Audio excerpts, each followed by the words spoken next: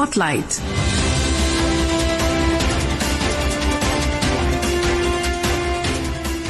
This is Akashvani. In the program Spotlight, now we bring you a discussion on India-China relations, progress and challenges. The participants are Professor Srikant Kondapalli, international affairs expert, and Tina Jha, journalist. Namaskar and hello to all our listeners.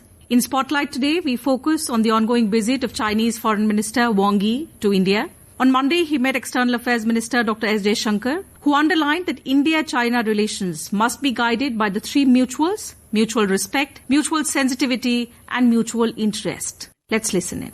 This is the first visit by a Chinese minister since our leaders met in Kazan in October 2024. This occasion provides us an opportunity to meet and review our bilateral ties. It is also an appropriate time to exchange views on the global situation and some issues of mutual interest. Having seen a difficult period in our relationship, our two nations now seek to move ahead. This requires a candid and constructive approach from both sides. In that endeavor, we must be guided by the three mutuals: mutual respect, mutual sensitivity, and mutual interest. Differences must not become disputes, nor competition conflict. Dr. Jaishankar also stressed that moving forward from a difficult phase requires a candid and constructive approach towards building a stable and forward-looking relationship. In the current environment, there is clearly the imperative of maintaining and enhancing stability in the global economy as well. The fight against terrorism in all its forms and manifestations is another major priority. I look forward to our exchange of views. Overall, it is our expectation that our discussions would contribute to building a stable, cooperative and forward-looking relationship between India and China, one that serves both our interests and addresses our concerns.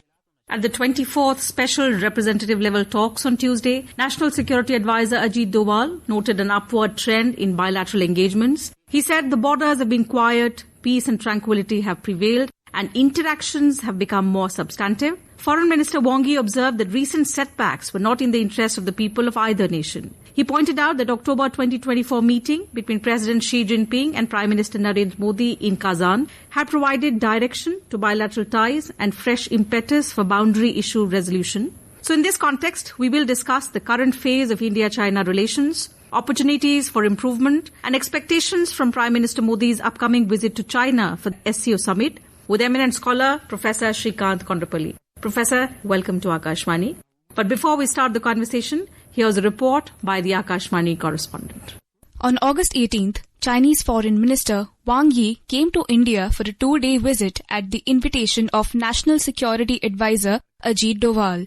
This marked his first visit to India in 3 years and signifies an ongoing effort to restore and strengthen bilateral ties after the 2020 border clash in Galwan and subsequent tension. On August 18th, Wang Yi held bilateral discussions with External Affairs Minister Dr. S. Jaishankar. Both sides expressed a desire to reset relations after a difficult period. Their talks covered a wide range of issues, including economic and trade matters, border trade and connectivity, river data sharing, pilgrimages, and people-to-people contacts. Chinese Foreign Minister Wang Yi described India and China as partners and opportunities, not opponents or threats. He also acknowledged the importance of India's Kailash Mansarovar pilgrimage and expressed support for resuming the pilgrimage in 2025 after a 5-year hiatus. He also participated in the 24th round of Special Representatives talk on the boundary issue with NSA Ajit Doval, with talks that focused on reducing tensions along the line of control. To begin with, Professor, given the recent improvement in the bilateral dynamics between India and China and the upcoming visit of Prime Minister Modi to China to attend the SCO summit, talk to us and our listeners first about the significance of the visit of the Chinese Foreign Minister, Mr. Wang Yi, to India. As has been mentioned, this is the first visit after about 3 years and to India. So the communication gap is quite high between India and China. Secondly, after the Kazan meeting in October 21st, 2024, there was the leadership's decision to improve relations. This is a part of that visit. But essentially, Wang Yi's visit is related to to the 24th Special Representative meeting, which is on the border, but also about bilateral and global security problems that India and China are facing. This has been instituted in 2005, and we have had 24 rounds of discussions. These are useful not just for the main focus for defining the line of actual control on the border. Number 2, discussing the bilateral security issues. And number 3, global issues of concern to India and China. So there was an effort in all these 24 meetings to try to define the line of actual control and also discuss the bilateral and strategic issues. So this is in consequence to that effort. But last 4.5 years, such meeting could not take place. The last meeting was the 23rd meeting in December last year when Mr. Ajit Doval went to Beijing, and the 24th meeting now. So essentially, Wang Yi's visit is for the Special Representative meeting. Number 2, the visit is about to discuss the SEO agenda and the joint statement. Generally, the practice in diplomacy is the foreign ministry of a country which is hosting a big event, multilateral event, would go to the other countries and discuss the draft joint statement, and they take into consideration the members' concern in regard to the provisions in that joint statement, and that is included. So these are two main efforts. But since foreign minister is also tasked to look at the bilateral and the multilateral issues, a lot of problems that have been accumulated since Galwan border clash in June 2020, they have also been now addressed in these 3 meetings that the foreign minister had attended in the last 2 days. But a significant statement, especially after the 24th SR level talk, that the borders are now quiet, there is peace and tranquility, and a statement coming in from the NSA,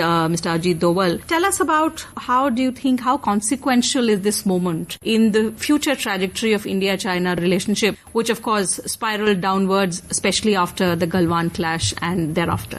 Wang Yi is a Politburo member, which is the highest political position that one can achieve in China. So this visit is very significant. He is also the chairman of the Central Foreign Affairs Commission, which is higher than the Ministry of Foreign Affairs, which is of course heading, but the commission is higher than the foreign ministry. So the second significant aspect is he has the executive authority to discuss and resolve some of the issues. Of course, it depends again on President Xi Jinping and the other Politburo Standing Committee members. But the visit as such is important because he is kind of empowered to discuss these issues. So that's number 1. Number 2, China and India are facing some problems because of the Galwan background. The bilateral relations have come to a standstill. There were no meetings between the leaders or officials, etc. It's only in the last 9 months we have had Foreign Secretary Mr. Vikram Misri's visit, NSA Ajit Doval's visit, and Raksha Mantri Rajnath Singh's visit, and then Dr. Jaishankar, the External Affairs Minister's visit last month. So these were the visits, and so the reciprocal visit was done by Mr. Wang Yi in relation to many of these, because he wears so many hats in the hierarchy, and so this is one. We have also had the WMCC meeting, but we have not had the Corps Commander level meeting so far, which actually brings in peace and tranquility on the border and the arrangements on CBMs. That's why, Professor, I'm curious to ask, do you see this positive momentum in the relations between India and China, especially in the last 9 months, something which has been referred to by the NSA, by Dr. S. Jaishankar as well?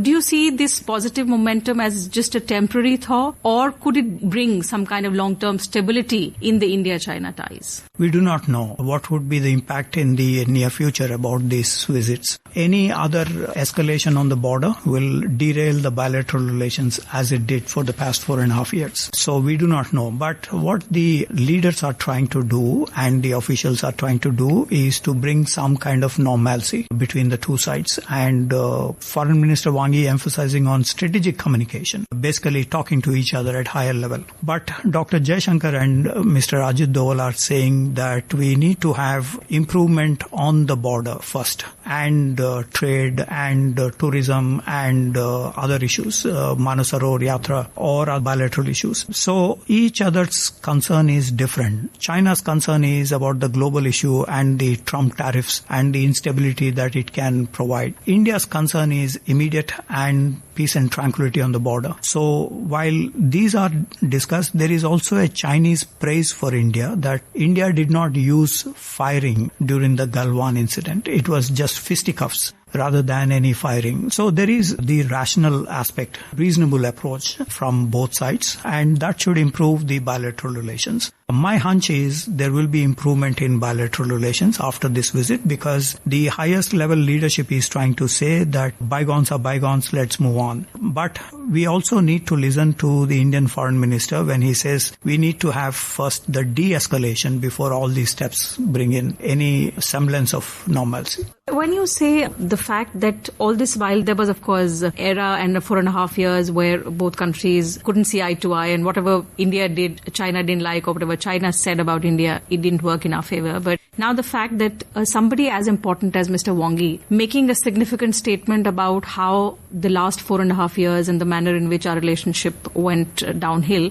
did not benefit either of the countries. That kind of an acknowledgement coming up from a Politburo member, from the Chinese foreign minister, do you see that as an opening space for more constructive ties for India and China to build on, especially in context of the current geopolitical scenario, and especially if I bring in the Trump tariff war that's been unleashed? Do you see also that as a moment for both the Asian giants to come together, find more opportunities to engage more constructively? Well, these are diplomatic signals, and these are said in very soft ways in order for the other side to fall in line. So we have to see the actual progress on the ground. And so, for example, Mr. Wang Yi used the word neighboring powers. China generally doesn't use a major power category for India. Under Hu Jintao, they did in 2005 or so. But this is the first time again Wang Yi is using the word major power for India. But this doesn't really mean anything for the Indian side unless until there is progress on the ground. We should not get carried away with some of these words the other side will use. We have to basically look at what that means for the sovereignty and territorial integrity of India. What does that mean for the welfare of the Indian people? These are the two main categories on which the foreign minister, the entire establishment has to focus on. What do you think are some of the areas in which we need to sustain that momentum and the little progress that we have made so that we do not see any kind of reversal? The little progress has been made in the last 9 months, and so that it acts as a ground for further rebuilding or resetting the India-China ties. There are many areas where we can actually start bit by bit and then make it into a bigger kind of normalization. First is CBMs, although that is not a new idea, because in 1988 to 2017, we practiced several CBMs agreements, 5 of these, but we saw Galwan still happening. So we have to then form new CBMs in this regard. There are also other measures, for example, the opening up of the Chinese market. In this meeting, Mr. Wang Yi was mentioning about trade protectionism and others. Chinese market actually is also protectionist against the Indian goods and services. For instance, there is no single state-owned enterprise in China which has accepted the Indian software. So we lose billions of dollars of contracts based on this trade protectionism in the China market. None of the Indian pharmaceutical products are sold in China or allowed to be sold in China. So we lose again a lot of these products. While we allow the Chinese products to enter into the Indian market, the reciprocal arrangement has not been made by the Chinese. Let's hope that